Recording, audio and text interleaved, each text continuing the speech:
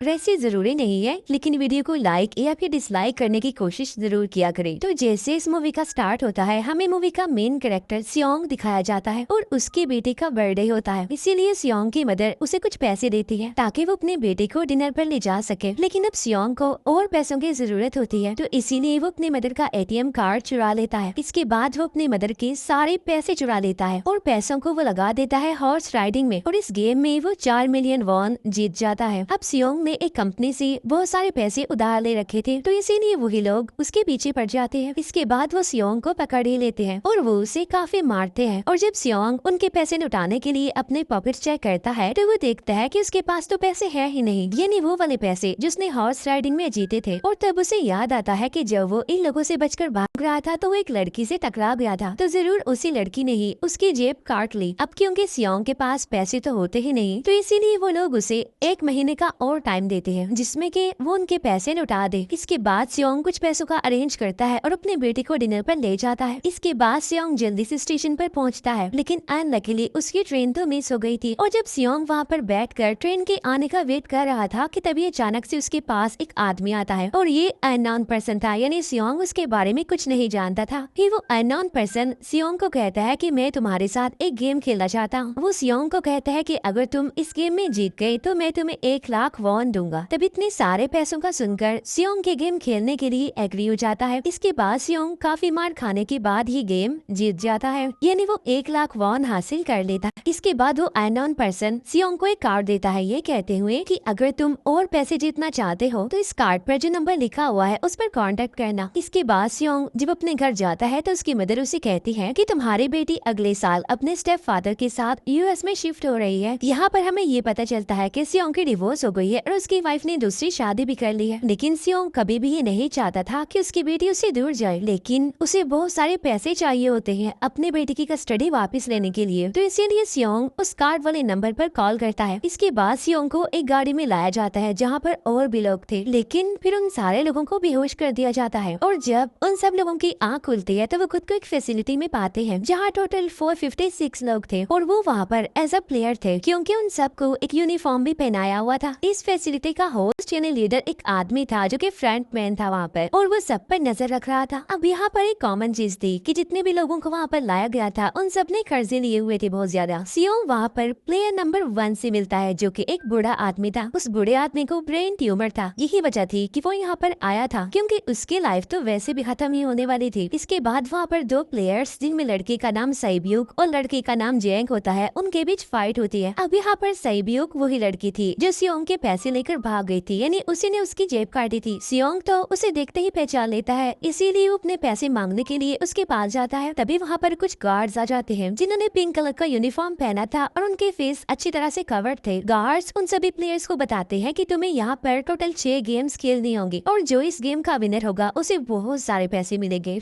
इसके बाद उन सबसे एक कॉन्ट्रैक्ट पर साइन करवाया जाता है और इस कॉन्ट्रैक्ट के 3 मेन रूल्स थे। पहला रूल ये कि कोई भी प्लेयर अपनी मर्जी से गेम को छोड़कर नहीं जा सकता। दूसरा रूल ये होता है कि जो भी प्लेयर खेलने से मना करेगा तो उस प्लेयर को एलिमिनेट कर दिया जाएगा, और उनके मुताबिक एलिमिनेट का मतलब क्या था ये तो हम आगे ही जानेंगे। गेम का तीसरा रूल ये था कि अगर मेजोरिटी इस गेम को खेलना नहीं चाहती तो वो इस गेम को छोड़कर जा सकते हैं। इसके बाद उन सबको गेम के लिए ले जाया जाता है। अब यहाँ पर सियोंग अपने क्लासमेट सेंगो से भी मिलता है जो कि उसे बचपन से जानता था। सियोंग उसे वहाँ पर देखकर काफी हैरान होता है क्योंकि वो तो किसी बिजनेस के लिए आउट ऑफ कंट्री चला गया था। अब पहले गेम के लिए वहाँ पर एक काफी बड़े डॉल थी और इस गेम का रूल काफी सिंपल था, और वो ये था कि डॉल जब भी गाना गाएगी उन सबको आगे बढ़ना है, और जैसे ही वो गाना गाना बंद करेगी तो उन सबको रुक जाना है और मूव नहीं करना है, और अगर कोई हिल गया तो उसे एलिमिनेट कर दिया जाएगा। अब स्टार्टिंग में तो ये सब कुछ उन्हें किसी प्रैंक की तरह लग रहा था, लेकिन जब एक लड़का हिल जाता है तो उसे शूट करके मार दिया जाता है, और यही होता है एलिमिनेट का मतलब, यानी उन्हें मार दिया जाएगा। अब ये देखकर वो सारे लोग काफी घबरा जाते हैं और उन्हें पता चल चुका था कि वो खतरे में है, इसीलिए लोग डरते हुए पैनिक करते हुए इधर उधर भागने लगते हैं।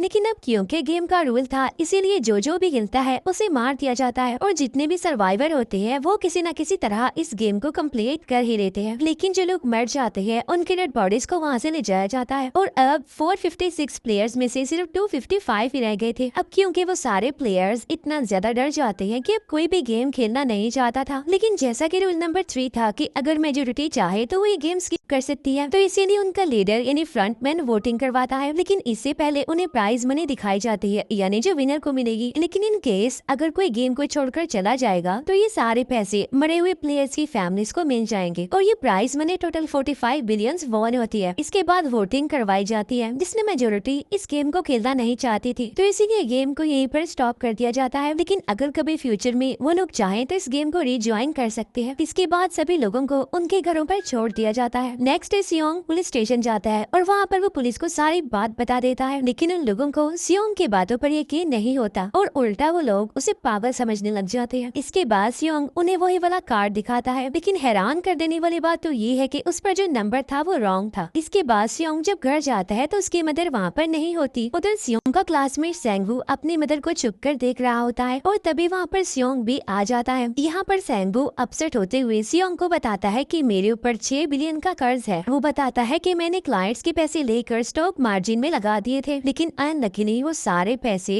डूब गए। और तभी सियोंग के पास हॉस्पिटल से कॉल आती है। सियोंग की मदर का पाँव काफी इंजर्ड था, लेकिन डायबिटीज का ट्रीटमेंट न होने की वजह से उनकी चोट और ज्यादा बढ़ गई। तब डॉक्टर सियोंग को बताते हैं कि तुम्हारी मदर का ट्रीटमेंट हो सकता है, लेकिन इसके लिए हमें इनका पाँव काटना होगा। लेकिन इस ऑपरेशन में बहुत सारे पैसे लगने वाले थे, लेकिन जाहिर सी बात है सियोंग के पास इतने पैसे तो होते नहीं। इवन उसने तो अपनी मदर के इंश्योरेंस के पैसे भी उड़ा दिए थे। तब इसीलिए सियोंग पैसे मांगने के लिए अपनी वाइफ के पास जाता है, लेकिन उसकी वाइफ उसे पैसे देने से इनकार कर देती है। फिर उसकी वाइफ अपने हस्बैंड को बताती है कि सियोंग आया था पैसे मांगने के लिए और तभी उसका हस्बैंड सियोंग को पैसे देने आता है। साथ साथ उसे ये भी कहता है कि मेरी फैमिली से दूर रहो, लेकिन सियोंग उसे मारने लगता है और तभी उसकी बेटी भी वहाँ पर आ जाती है। इसके बाद सियोंग का एक फ्रेंड अपने बॉस के पास पैसे मांगने जाता है, लेकिन उसका बॉस उसे पैसे देने से मना कर देता है, तो इसीलिए उन दोनों के बीच फाइट होने लगती है। इस फाइट के दौरान उसके बॉस का हाथ मशीन में आ जाता है, तो मौके का फायदा उठाकर सियोंग का फ्रेंड पैसे लेकर वहाँ से भाग जाता है। फिर इसके बाद सियोंग का फ्रेंड अपने घर आकर अपनी वाइफ को कहता है कि पहली फ्लाइट लो और जाओ यहाँ से। इसके बाद साइब्यूक एक एजेंट से मिलती है क्योंकि उसने अपनी मदर को नॉर्थ एरिया से साउथ एरिया में लाना था। साइब्यूक वही लड़की जिसने सियोंग की जेब काटी थी, लेकिन यहाँ अपनी मदर को लाने के लिए साइब्यूक को बहुत सारे पैसों की जरूरत थी। अब साइब्यूक का एक छोटा भाई भी होता है जिससे उसने प्रॉमिस किया होता है कि मैं मदर को जरूर ले आऊंगी। इसके बाद हमें एक ऑफिसर दिखाया जाता है और इस ऑफिसर का भाई कुछ टाइम से मिसिंग था, इसीलिए वो ऑफिसर अपने भाई के घर जाता है, जहाँ उसे पता चलता है कि इसका भाई तो पिछले कुछ दिनों से अपने घर पर भी नहीं आया। और जब वो ऑफिसर घर को चेक कर रहा होता है तो उसे एक कार्ड मिलता है वहाँ पर, और इस ऑफिसर ने सेम ऐसा ही कार्ड पुलिस स्टेशन में सियोंग के पास भी देखा था, तो इसीलिए वो ऑफिसर सियोंग के पास जाकर उससे इस बारे में पूछता है, लेकिन सियोंग उसे कुछ नहीं बताता। इसके बाद सियोंग जब अपने घर जाता है तो उसे वो कार्ड दोबारा मिल जाता है वहाँ पर। अब सियोंग डिसाइड करता है कि वो दोबारा से उस गेम को ज्वाइन करेगा, इसीलिए सभी प्लेयर्स को एक शिप के पास ले जाया जाता है। इधर ही वो ऑफिसर भी गाड़ियों का पीछा करते हुए उस शिप तक आ जाता है। वो एक गार्ड को मारकर उसे पानी में फेंक देता है। इसके बाद उन सभी प्लेयर्स को एक आइलैंड पर मौजूद फैसिलिटी में लाया जाता है। अब यहाँ पर उन्हें जरा भी अंदाजा नहीं था कि अगला गेम कौन सा होगा और उसे कैसे खेला जाएगा। इसके बाद वो लोग अपनी अलग अलग टीम्स बना लेते हैं। रात को साइब्यूक और उसकी फीमेल फ्रेंड वॉशरूम जाते हैं। यहाँ पर साइब्यूक गार्ड्स की नजरों से बचते हुए उस फैसिलिटी को एक्सप्लोर करने लगती है। तभी वो देखती है कि गार्ड्स बड़े बड़े बर्तनों में कुछ बना रहे हैं, लेकिन अब क्योंकि गार्ड्स को शक हो जाता है तो ये गार्ड वॉशरूम्स को चेक करने के लिए आता है, लेकिन तब तक साइब्यूक वापस आ चुकी थी। इसके बाद साइब्यूक अपनी फीमेल फ्रेंड को सारी बात बता देती है जो उसने देखा था, लेकिन यहाँ पर सेंगवू उन दोनों की बातें सुन लेता है और वो इस बारे में साइब्यूक से पूछता है, जिस पर साइब्यूक बताती है कि वो बड़े बड़े बर्तनों में कुछ पका रहे थे। इसके बाद उन सभी प्लेयर्स को प्लेग्राउंड में लाया जाता है, जहाँ पर उनके सामने 4 शेप्स थी। 4 शेप्स में से उन्होंने किसी एक शेप को चूज करना था। अब यहाँ पर सेंगवू को पता चल जाता है है कि गेम क्या है और क्या करना है हमें। सेंगवू सियोंग को बताता है कि सबने अलग अलग शेप्स को चुनना है। इसके बाद उन सभी को एक छोटा सा बर्तन दिया जाता है जिसमें की शेप्स बनी होती है। अब गेम उनकी ये होती है कि उन्होंने किसी तरह उस शेप को बाहर निकालना है बगैर डैमेज किए, लेकिन अगर शेप जरा से भी खराब हो गई तो उन्हें एलिमिनेट कर दिया जाएगा, यानी मार दिया जाएगा। अब यहाँ पर सेंगवू तो इजिली उस शेप को निकाल लेता है, लेकिन सियोंग इतना ज्यादा घबरा जाता है कि उसकी हालत खराब होने लगती है, लेकिन फिर वो किसी न किसी तरह करके इस गेम को भी जीत लेता है। इसके बाद उन सबको वापस से रूम में लाया जाता है। अब यहाँ पर 187 प्लेयर्स वापस आए थे, जिनमें से अब सिर्फ 108 ही रह गए थे। इसके बाद उन सबको खाने के लिए ले जाया जाता है, लेकिन खाने की वजह से जैंग की एक लड़के से फाइट हो जाती है, जहाँ पर जैंग उस लड़के को इतना ज्यादा मारता है कि वो मौके पर ही मर जाता है। इधर ही हम देखते हैं कि उन प्लेयर्स में से एक डॉक्टर होता है जो गार्ड्स के साथ मिलकर मरे हुए लोगों के ऑर्गन्स निकाल कर उन्हें चाइनीज को बेचने का काम करता है। इसीलिए जब भी डेड बॉडीज को ले जाया जाता है तो वो डेड बॉडीज को गायब कर लेते हैं, क्योंकि ये सब कुछ एक प्लान के अकॉर्डिंग चल रहा था, क्योंकि ये सारा कुछ फ्रंट मैन से छुपकर हो रहा था। यही वजह थी कि कंट्रोल रूम में भी उन्होंने अपना ही एक आदमी बिठाया हुआ था जो कि लोगों की सारे वीडियो फुटेज डिलीट कर देता था, और गार्ड्स तो डॉक्टर को गेम के बारे में पहले ही बता देते थे ताकि वो सरवाइव कर सके। यहाँ पर एक गार्ड उसी प्लेयर डॉक्टर को बताता है कि आज हमने प्लेयर्स को जानबूझकर खाना कम दिया है ताकि वो आपस में लड़ने लगे, जिससे होगा ये कि सारे वीक प्लेयर्स गेम से आउट हो जाएंगे। साथ ही गार्ड डॉक्टर को अपनी अगली गेम के बारे में बता देता है। अब 30 मिनट के बाद वहाँ पर लाइट्स ऑफ होने वाली थी। अब यहाँ पर सेंगवू को पता था कि सियोंग की टीम जरूर कोई उल्टा काम करेगी, इसीलिए वो उस टीम को अपने पास बुलाकर उन्हें रिलैक्स रहने के लिए कहता है। उधर वो जो डॉक्टर प्लेयर होता है वो जैंग की टीम में शामिल हो जाता है। यहाँ पर डॉक्टर जैंग को बता देता है कि अगला गेम क्या होने वाला है। इसके बाद लाइट्स ऑफ हो जाती है और जैंग अपनी टीम के साथ मिलकर बाकी सभी को मारने लगता है। जैंग एक लड़की को मारकर सईब्यू को मारने जाता है, लेकिन तभी सियोंग उसे बचा लेता है। इसके बाद गार्ड्स वहाँ पर आकर उन सभी को रोक लेते हैं और अब टोटल 80 लोग रह गए थे। इसके बाद उन सभी को तीसरे गेम के लिए ले जाया जाता है और यहाँ पर उन्हें 10-10 प्लेयर्स की एक टीम बनाने के लिए कहा जाता है, और वो लोग ऐसा ही करते हैं, अपनी अपनी टीम बना लेते हैं। अब क्योंकि जैंग को अगली गेम के बारे में पहले ही पता होता है, इसीलिए वो सईब्यू की फीमेल फ्रेंड को अपनी टीम में नहीं रखता और वो अपनी टीम में सिर्फ मर्दों को ही रखता है। इसके बाद सेंगवू भी अपनी एक टीम बना लेता है। अब क्योंकि उन्हें एक प्लेयर की जरूरत थी तो इसीलिए सईब्यू की फीमेल फ्रेंड उनकी टीम में शामिल हो जाती है, और ये गेम असल में टग ऑफ वॉर का होता है, यानी उन्होंने अपने सामने वाली टीम को नीचे गिराना था। इसके बाद गेम स्टार्ट हो जाती है और जैंग की गेम बड़ी आसानी से इस गेम को जीत लेती है। इसके बाद बारी होती है सेंगवू की टीम की। तो प्लेयर नंबर 1 यानी वो बूढ़ा आदमी कहता है कि मैंने अपनी जिंदगी में बहुत सारी टग ऑफ वॉर्स खेल रखी है, इसीलिए वो उन सबको गाइड करता है कि इस गेम को कैसे जीतना है। तो इसीलिए वो लोग किसी न किसी तरह करके इस गेम को जीत जाते हैं। फिर दिखाया जाता है कि 30 मिनट के बाद दोबारा से लाइट्स ऑफ हो जाएंगी, जिस पर सेंगवू उन सबको कहता है कि रेडी रहना। तो इसीलिए वो डिसाइड करते हैं कि एक एक करके हम पहरा देंगे। अब जैंग की टीम में एक से बढ़कर एक चालाक प्लेयर था, तो इसीलिए जैंग को डर होता है कि कहीं उसकी टीम उसे ही साइड पर न लगा दे, यानी उसे ही अपने रास्ते से न हटा दे।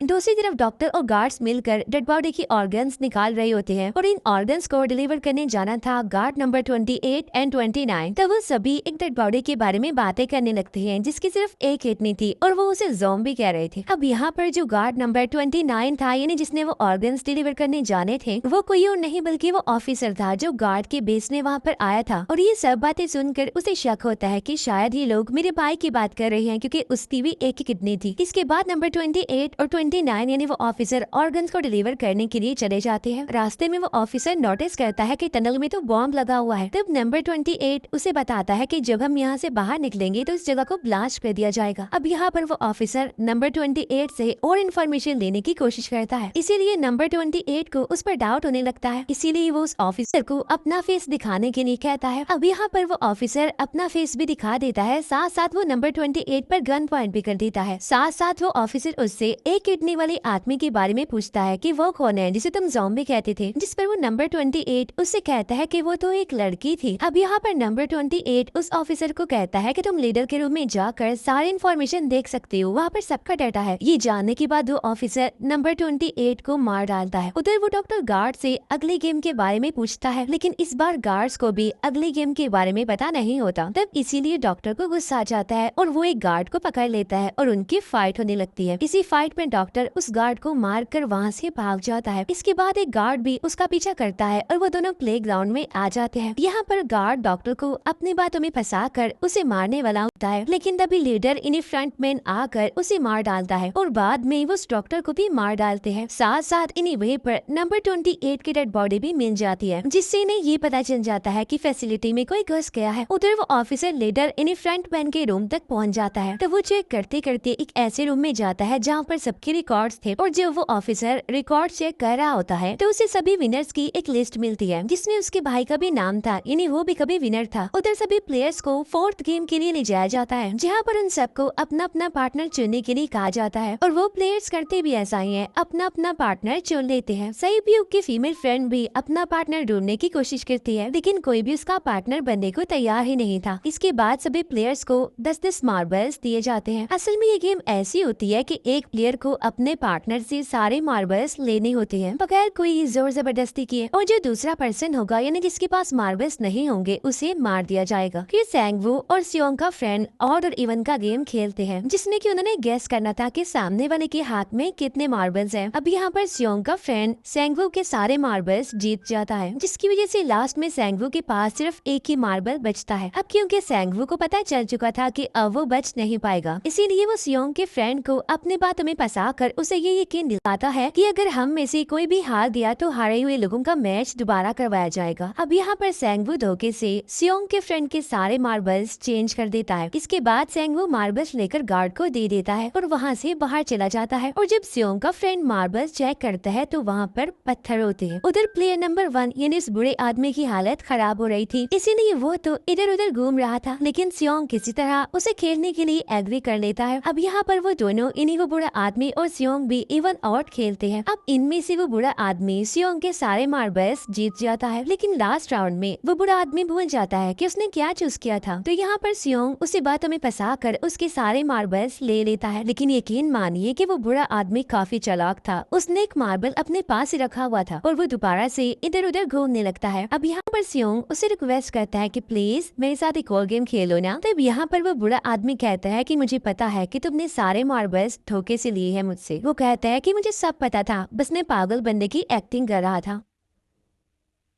तभी सुनकर सियोंग को उस पर तरस आ जाता है और वो उसे ही सारे मार्बल्स दे देता है। उसके बाद सईब्यूक और उसकी फीमेल फ्रेंड भी गेम खेल रहे होते हैं। उनकी गेम ये होती है कि जो मार्बल्स को दीवार के ज्यादा करीब फेंकेगा वही जीतेगा। पहले सईब्यूक अपने मार्बल्स फेंकती है, लेकिन जब सईब्यूक की फ्रेंड की बारी आती है तो वो अपने सारे मार्बल्स फेंक देती है। लेकिन जब सईब्यूक ये देख लेती है तो वो अपने फ्रेंड को दोबारा फेंकने के लिए कहती है, जिस पर उसकी फ्रेंड कहती है कि नहीं सईब्यूक, मैं बिल्कुल अकेली हूँ, मेरे पीछे तो कोई भी नहीं है, लेकिन अगर तुम्हें कुछ हो गया तो ये अच्छी बात नहीं है। तुम्हारे पीछे तुम्हारा छोटा भाई है, तुम्हारा वेट कर रहा है, और इसी वजह से सईब्यूक की फ्रेंड को मार दिया जाता है। इसके बाद उन सबकी डेड बॉडीज को वहाँ से ले जाया जाता है। इसके बाद वो सब वापिस से रूम में आ जाते हैं। यहाँ पर जैंग देखता है कि सईब्यूक की वो वाली फ्रेंड तो अभी तक जिंदा है, जो कि बड़ी आराम से बैठी हुई थी। अब यहाँ पर हमें पता चलता है कि सईब्यूक की ये वाली फ्रेंड जैंग की भी फ्रेंड थी, लेकिन अब क्योंकि उन दोनों के बीच किसी बात को लेकर क्लैश चल रहा था तो इसीलिए जैंग की वो फ्रेंड उसे बुली करने लगती है। इसके बाद फ्रंटमैन को एक डेड बॉडी के पास उस ऑफिसर का आईडी कार्ड मिल जाता है। तभी फ्रंटमैन को पता चलता है कि उसके सारे वीआईपीज आ चुके हैं, तो इसीलिए फ्रंटमैन उन्हें लेने के लिए चला जाता है। फिर सारे वीआईपीज को उनके रूम में लाया जाता है। इसके बाद फ्रंटमैन वीआईपीज के आने के बारे में एक और आदमी को जाकर बताता है, और यही आदमी मेन होता है, और ये कौन होता है हम ये आगे जानेंगे। फिर नेक्स्ट डे उन सबको 5वें गेम के लिए लाया जाता है, जहाँ पर 1 से लेकर 16 तक नंबर पड़े होते हैं, और वो सभी प्लेयर्स अपना अपना नंबर ले लेते हैं। नंबर का मतलब ये था कि जो नंबर भी एक प्लेयर पर आएगा उसके मुताबिक ही उसकी बारी आएगी। अब यहाँ पर लास्ट में पहला और आखिरी नंबर रह जाता है, यानी 1 और 16। तो यहाँ पर सियोंग कंफ्यूज हो जाता है कि उसे कौन सा नंबर चूज करना चाहिए। अगर उसने पहला नंबर लिया तो वो फंसेगा और मरेगा, क्योंकि उसे नहीं पता कि गेम क्या है, और अगर लास्ट नंबर लेगा तो क्या पता उसकी बारी ही ना आए, टाइम कम रह जाए। और तभी वहाँ पर एक आदमी आ जाता है और वो सियोंग को कहता है कि मुझे पहला नंबर चाहिए, क्योंकि मैं अपनी जिंदगी में कभी भी फर्स्ट नंबर पर नहीं आया। फिर इसके बाद उन्हें गेमिंग रूम में लाया जाता है। अब इस गेम का रूल ये होता है कि दिए हुए टाइम में उन्हें ब्रिज की दूसरी साइड पर जाना है। अब इसके बीच में दो तरह के ग्लास लगी होती है, एक तो होता है आम ग्लास और एक होता है टेम्पर्ड ग्लास। आम ग्लास पर पाँव रखते ही वो टूट जाएगा और वो लोग नीचे गिर जाएंगे। इसके बाद गेम स्टार्ट हो जाता है और वो लोग एक एक करके मरने लगते हैं। फिर एक टाइम ऐसा आता है जब जैंग सबके सामने होता है और वो आगे ही नहीं बढ़ रहा होता। अब उनके पास एक ही रास्ता था, या तो वो आगे जाए या सारे ही मर जाएं। और तभी जैंग के सामने उसकी वही फ्रेंड आ जाती है जो उसे बुली कर रही थी, और वो जैंग को कहती है कि मैंने तुम्हें कहा था कि जिस दिन तुमने मुझे धोखा दिया मैं तुम्हें मार दूंगी। इसके बाद वो जैंग को पकड़ लेती है और उसे लेकर नीचे कूद जाती है, जिसकी वजह से उन दोनों की मौत हो जाती है। और वहाँ पर एक आदमी था जो कि ग्लास कंपनी में काम करता था और उसे पता था कि टेम्पर्ड ग्लास कौन सा है, लेकिन जब फ्रंट मैन को इस बात का पता चल जाता है तो वो लाइट्स ऑफ करवा देता है ताकि वो ग्लास को पहचान ही ना पाए। अब लास्ट में एक ही स्टेप बचता है और उनके पास तो टाइम ही नहीं था, इसीलिए सेंगवू उस आदमी को धक्का दे देता है। तो यहाँ पर सेंगवू, सियोंग और सैब्यूक ब्रिज को पार कर लेते हैं, लेकिन ग्लास टूटने की वजह से उन्हें काफी चोट लग जाती है, खास तौर पर सैब्यूक को।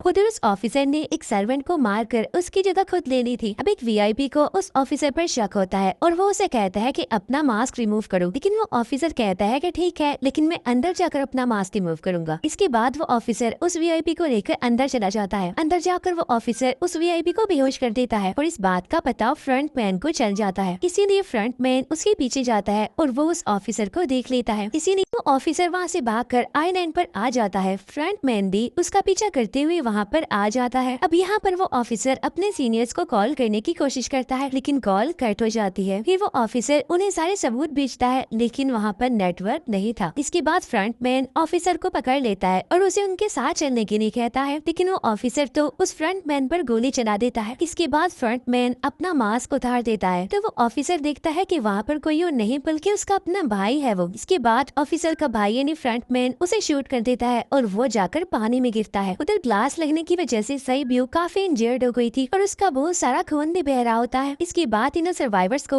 डिनर के लिए ले जाया जाता है और उनके पास एक एक नाइफ भी रख दिया जाता है, मतलब रात में उन तीनों में से कोई भी एक दूसरे को मार देगा। तभी सियोंग नोटिस करता है कि सैब्यूक की हालत काफी खराब है, इसीलिए वो सैब्यूक को कहता है कि फिक्र मत करो, हम दोनों साथ हैं और इस गेम में हम दोनों मिलकर सेंगवू को हरा देंगे। इसके बाद हम दोनों यहाँ से बाहर निकल जाएंगे और पैसों को आधा आधा डिवाइड कर लेंगे। सैब्यूक उसे बताती है कि मेरा एक छोटा भाई है जिसे मैं ऑर्फनेज में छोड़कर आई हूँ, और अगर हम दोनों में से कोई भी जिंदा बचकर बाहर जाएगा तो उसे उन दोनों की फैमिलीज का ख्याल रखना होगा। अब सैब्यूक की हालत काफी खराब थी, उसे डॉक्टर की जरूरत थी, इसीलिए सियोंग कोई मदद लाने के लिए जाता है, लेकिन जब तक वो वापस आता है तब तक सेंगवू सैब्यूक को मार चुका था। फिर नेक्स्ट डे उन दोनों को गेम नंबर 6 यानी लास्ट गेम के लिए ले जाया जाता है। गेम का रूल बड़ा ही सिंपल था कि मार दो या मर जाओ, और इस गेम का नाम होता है स्क्विड गेम। इसके बाद गेम स्टार्ट हो जाती है और उन दोनों के बीच काफी फाइट होती है, लेकिन लास्ट में सेंगवू की हालत खराब होने लगती है। तभी सियोंग कहता है कि मैं इस गेम को रोकना चाहता हूँ, और तभी सियोंग सेंगवू को उसके साथ चलने के लिए कहता है, लेकिन सेंगवू तो अपने आप को ही मार डालता है, जिसकी वजह से सियोंग गेम जीत जाता है। फिर फ्रंट मैन सियोंग को कहता है कि तुम बहुत अच्छा खेले, लेकिन मुझे इसकी उम्मीद नहीं थी। इसके बाद सियोंग को उसके घर पर छोड़ दिया जाता है और उसके पास एक एटीएम कार्ड भी था, और जब सियोंग उस एटीएम कार्ड को जाकर चेक करता है तो वो दिखता है कि सारे पैसे उसके अकाउंट में भेज दिए जाते हैं। इसके बाद सियोंग अपने घर जाता है, लेकिन तब तक उसकी मदर की डेथ हो जाती है। इसके बाद हमें 1 साल बाद का सीन दिखाया जाता है,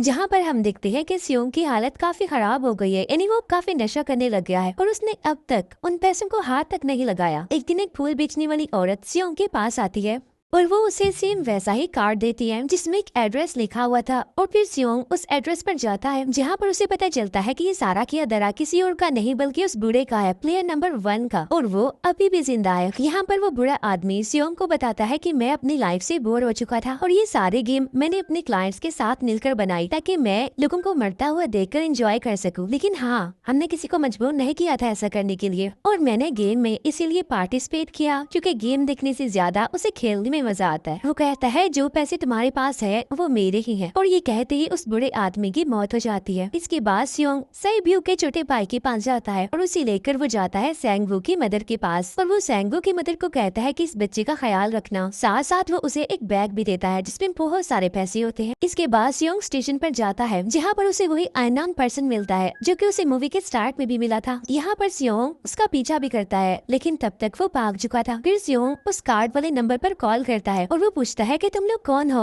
और लोगों के साथ ऐसा क्यों कर रही हो, क्यों खेल रही हो लोगों की जिंदगी से। लेकिन आगे से उसे रिस्पॉन्स आता है कि सियोंग, अगर तुमने जिंदा बचना है तो प्लेन में चढ़ जाओ। और इसी के साथ ही मूवी यहीं पर एंड हो जाती है। Thank you for watching.